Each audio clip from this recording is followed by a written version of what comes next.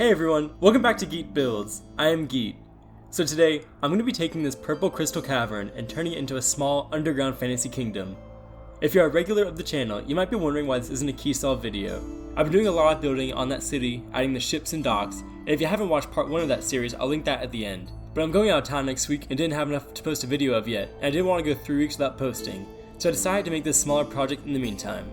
I spent a while in worldpainter making the cavern, adding the crystals and then going in with worldedit to add end rods hovering in the air to add a bit more light to the edges of the cave. So the first thing I built was the huge tree, making the trunk and then the branches out of orange wool to get the shape just right, and then replacing orange with spruce and dark oak wood.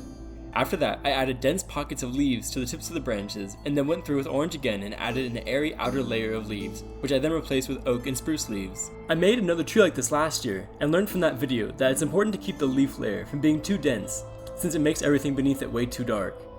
With the tree done, I went around the edge of the cavern, adding vines dipping across the chasm, made out of wood and leaves, and went around all the edges of the cavern with those vines as well. I made them using worldedit and the convex selection, selecting points and then using the curve command to create the smooth motion of the vines.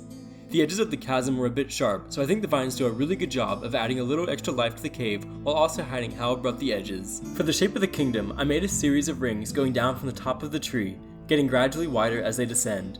For the color, I used dead coral blocks, gravel, and cobblestone on the ground, and then used mostly quartz blocks for the walls, with a few diorite and white terracotta thrown in for texture. Around the walls of the bottom layer, I made a pattern of arches going around to add a graceful feel to the kingdom.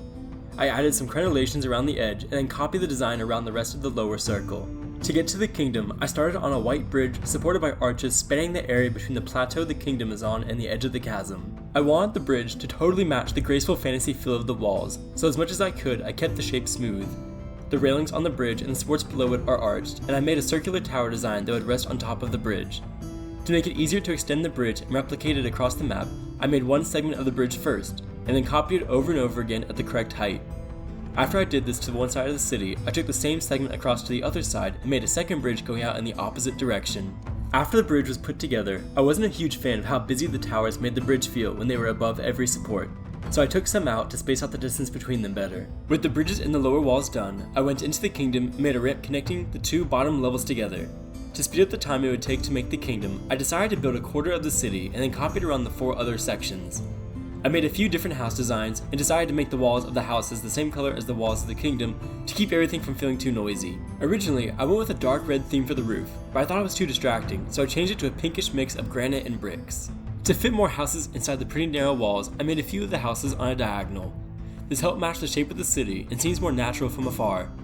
There wasn't a ton of space, but I managed to squeeze a small tower between 2 buildings on the edge of the kingdom, which added a nice height and shape variation from the rest of the houses.